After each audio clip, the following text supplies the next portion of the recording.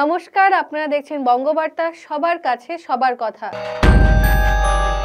রাজ্যে রাতের আকাশে আবার রহস্যময় ড্রোন উড়তে দেখা গেল, এবার দক্ষিণ চব্বিশ পরগনায়।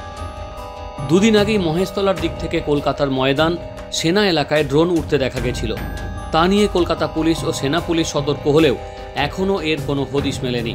আর এরই 24 ঘন্টার মধ্যে গতকাল গভীর রাতে দক্ষিণ চব্বিশ পরগনার উপকূল এলাকায় আকাশে হঠাৎ নানা ধরনের রহস্যময় আলো দেখতে পান স্থানীয় মানুষ। রাত তখন 12টা। 2 থেকে 3টি ড্রোন রহস্যময়ভাবে ঘোরাঘুরি করতে থাকে রাতের আকাশে ফ্রেজারগঞ্জ এলাকায়। গঙ্গাসাগরেও কপিল মুনির আশ্রমের উপরে নাকি ড্রোন উঠতে দেখতে পান স্থানীয় মানুষ। তারা পুলিশকে পুরো বিষয়টি জানান। কি দেখেছেন রাতের আকাশে জানাচ্ছেন প্রত্যক্ষদর্শী পরিবেলা গিরি। আমি রাত 1:10-15 বাইরে বার হয়েছিলাম, তখন দেখি আলোটা, কিন্তু ওই আলোটা মন্দিরের পাশ থেকে মোটামুটি পুরো উত্তরের দিকে দেখা গেছে।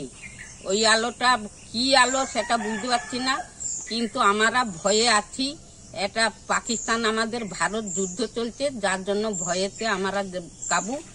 আর ওই আলোটা দেখে আমরা এতে আছি। রহস্যময় আলো দেখে ভয় পেয়ে যান স্থানীয় মানুষ। সুন্দরবন জেলার পুলিশ সুপার কোটেশ্বর রাও ড্রোন ওড়ার খবর স্বীকার করেছেন। পুলিশ বিষয়টি সতর্কভাবে দেখছে জানিয়েছেন তিনি। Bureau report, Bangabarta.